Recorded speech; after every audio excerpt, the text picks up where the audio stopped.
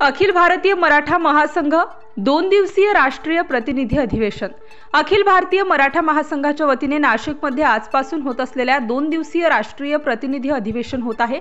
अधिवेशनाच्या पूर्वसंध्येला मध्यवर्ती बस स्थानकानजीक असलेल्या शिवतीर्थ अर्थात छत्रपती शिवाजी महाराज यांच्या पूर्णाकृती पुतळ्याला अभिवादन करून मोटारसायकल रॅली काढून अखिल भारतीय मराठा महासंघाचे सर्व पदाधिकारी अधिवेशन स्थळ अर्थात लंडन पॅलेसकडे रवाना झाले। प्रारंभी छत्रपती शिवाजी महाराजांना ढोल ताशाच्या गजरात सलामी देण्यात आली। याबाबत राष्ट्रीय सरचिटणीस प्रमोद जाधव यांनी अधिक माहिती दिली आहे। तर अधिवेशनाच्या समारोप प्रसंगी विविध क्षेत्रातील नामवंतांचा सत्कार करण्यात येणार असल्याने मराठा महासंघाचे जिल्हाध्यक्ष चंद्रकांत बनकर यांनी सांगितले।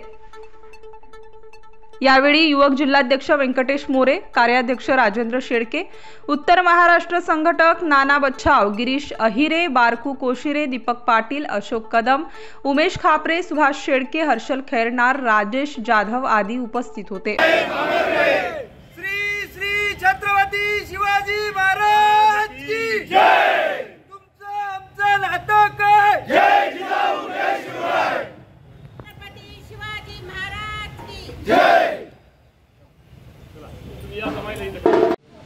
अखिल भारतीय मराठा महासंघ च्या वतीने नाशिकमध्ये दिनांक 10 ऑगस्ट 2024 व दिनांक 11 ऑगस्ट 2024 रोजी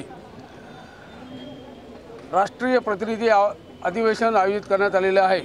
त्याचाच एक भाग म्हणून आज दिनांक 10 ऑगस्ट 2024 रोजी शनिवारी ह्या अधिवेशनाची सुरुवात म्हणून आज यावेळी छत्रपती शिवाजी महाराजांच्या स्मारकाला शिवतीर्थ येथे स्मरण करून नमन करून या ठिकाणी आम्ही या अधिवेशनाची सुरुवात करीत आहोत।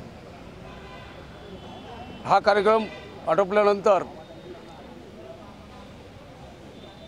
रॅली काढण्यात येणार आहे। बाईक रॅली, 4 चाकी वाहनांची रॅली आणि ही रॅली शिवतीर्थ, अशोक स्तंभ, रविवार कारंजा, पंचवटी कारंजा, निमाणी बस स्टँड, जुना आडगाव नाका त्या ठिकाणाहून लंडन पॅलेस येथे जाणार आहे। आणि त्यानंतर संध्याकाळी विविध विषयांवर परिसंवाद आयोजित करण्यात आलेला आहे। त्या ठिकाणी विविध क्षेत्रातील मान्यवर उपस्थित राहणार आहे आणि प्रश्न उत्तर स्वरूपात आजचे नाशिक, उद्याचे नाशिक याविषयी चर्चासत्र आयोजित करण्यात आलेलं आहे। यानंतर आमचे राष्ट्रीय कोषाध्यक्ष यांना मी विनंती करतो की त्यांनी 2 शब्द। आज संध्याकाळी नाशिक आजचे, उद्याचे व मराठा समाज या नाशिकच्या जडणघडणीमध्ये मराठा समाजाचे योगदान खूप मोठे आहे।